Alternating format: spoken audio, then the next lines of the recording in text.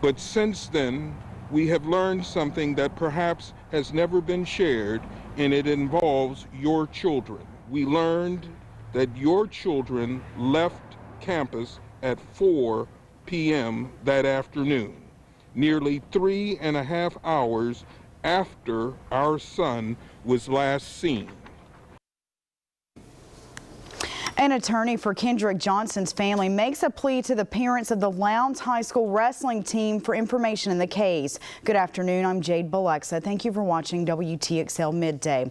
Now here's some background information on the case. Kendrick Johnson's body was found in a rolled up gym mat on January 11th of 2013 in the school's gym. An initial autopsy ruled that Johnson's death was an accident, but the family didn't believe those findings and had a second autopsy performed by a private pathologist showing he died from blunt force trauma. In an announcement today outside of the Lowndes County Courthouse, attorney Shaveen King asked parents of the wrestling team to ask their children questions that he says investigators didn't ask because it was assumed the wrestlers had already left for a trip to Macon when Johnson went missing on January 10th.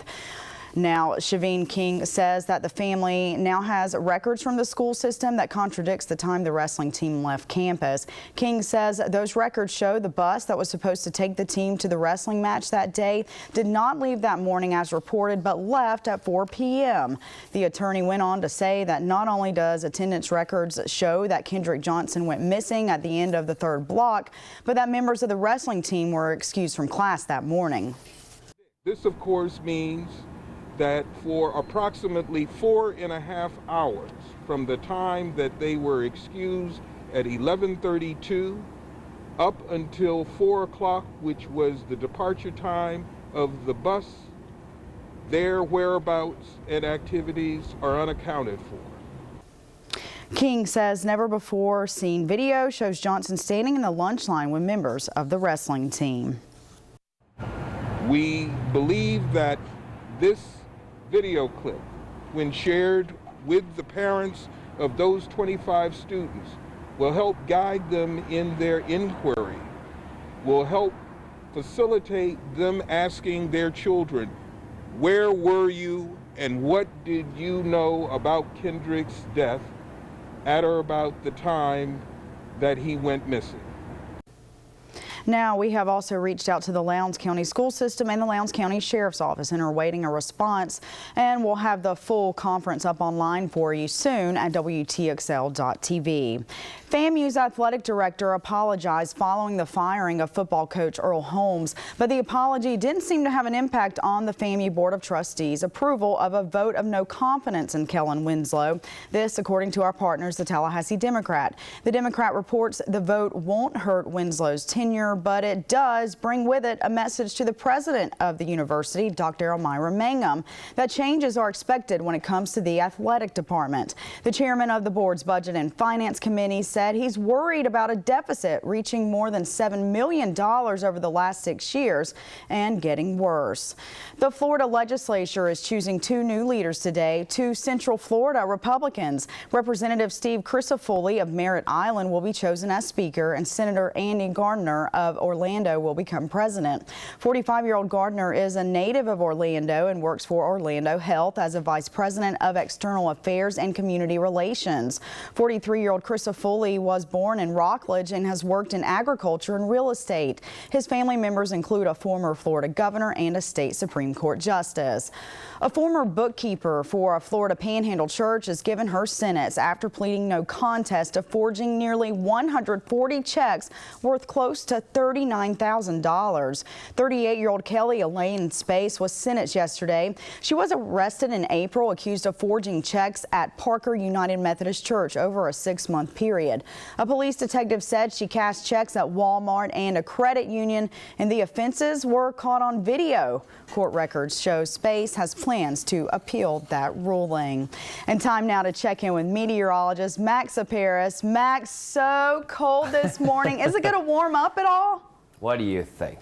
What do you think's going to happen? We're getting in on this cold air, and it's going to be sticking around for at least the rest of the work week. We're going to be breaking records when it comes to your cold temps over these next several days. But at least we have plenty of sunshine to go around. A stark contrast to what we saw yesterday with the storms, the severe weather, even a few isolated tornadoes in our western county. But even though we have that full sun, not mustering up those temperatures that much. Only into the mid-40s right now in the capital city, 43 in Thomasville, 45 in Valdosta. And you see what's going on. Those winds still whipping up to 15 miles per hour sustained over at the airport in Florida's capital at this hour. But again, we have the sunshine. Titan radar is quiet. You have to go down into central and south Florida to get in on any of that rainfall. But even for them folks down there, it's just some moderate showers, nothing severe at this hour either. So that's a nice change of pace. Here's what we got for the rest of the day. Temps only topping off in the upper 40s, not even scraping 50. And we transition into another cold night, Jade. Colder than we saw this morning. In fact, we have those hard freeze warnings in place. We'll let you know how cold it gets and any precautions you need to take over these next 24 hours to make sure that you and your home remain in the best conditions possible. All right, those details and more in a few minutes. Right now, we'll take it back to Jade. Well, still to come here on WTXL Midday, we have Emmy Sunshine and the Rain. This musical group is here in our studios. Then they're going to send us off to break.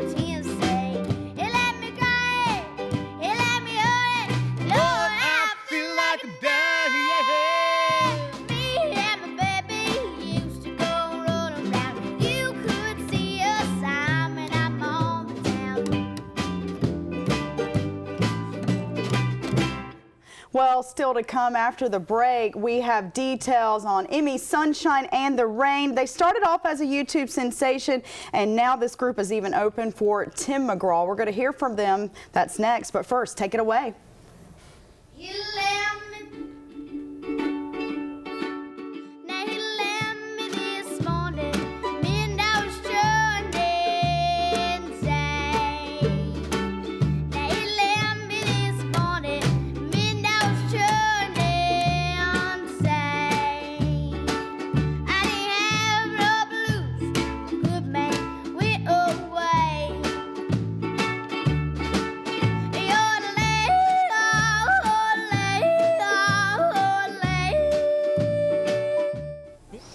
Well, you've been hearing Emmy Sunshine and the Rain throughout our program today, and we're here to talk to Emmy herself. Emmy, tell us how you got started. Well, when I was little, I used to sing all the time, and music has been my family for how long? Years. It's always been our family. And for some reason, I just sort of adapted to it. I really liked it. All right, and tell me who all is in your group. My dad, my uncle Bobby, my brother John. That's about it. And you guys made the trip all the way from Tennessee to here to North Florida. Tell me what brings you to our area. Bullying bugs me. Bullying Bugs Me. It's a campaign you guys are taking part in, and it's a concert you guys are putting on in Tifton, Georgia coming up. Tell me, how does it feel to play in front of a crowd? Well, it feels very good to see all the, just to make people happy and get to do it for them. Now, you guys started off as kind of a YouTube sensation. Tell me how you got the idea to put your music on YouTube. Well, we didn't put on YouTube this video. We were doing a song called Blue Yodel No. 6. Mm-hmm. And at our local flea market. It was by, who was this by? Jimmy Rogers. It was Jimmy Rogers' song, but I learned that one by Wanda Jackson. And this woman on Facebook, she posted on YouTube, and it just went viral. Yeah, and you guys even got to open for Tim McGraw. Yeah. What was that like? It was fun. Okay, and now you guys are here in North Florida for the Bullying Bugs Me anti-bullying campaign, and this is a program that benefits schools, older children mentoring younger children in the fight against bullying, and that event is going to take place November 21st at 7 p.m. at the UGA Conference Center in Tipton, Georgia. Adult tickets are $20, children are $10. And tell me why you want to fight against bullying, Emmy. Well, because I was bullied when I was in school. I'm homeschooled now because We're traveling so much. we're traveling so much. Oh, so this message really hits home for you, huh? And I was bullied very bad when I was in school, so I don't want that to happen to other kids. All right, and on that note, we're going to let you guys play a little song for us to send us out to break. Okay? Thank you. Heading down to Bad Sound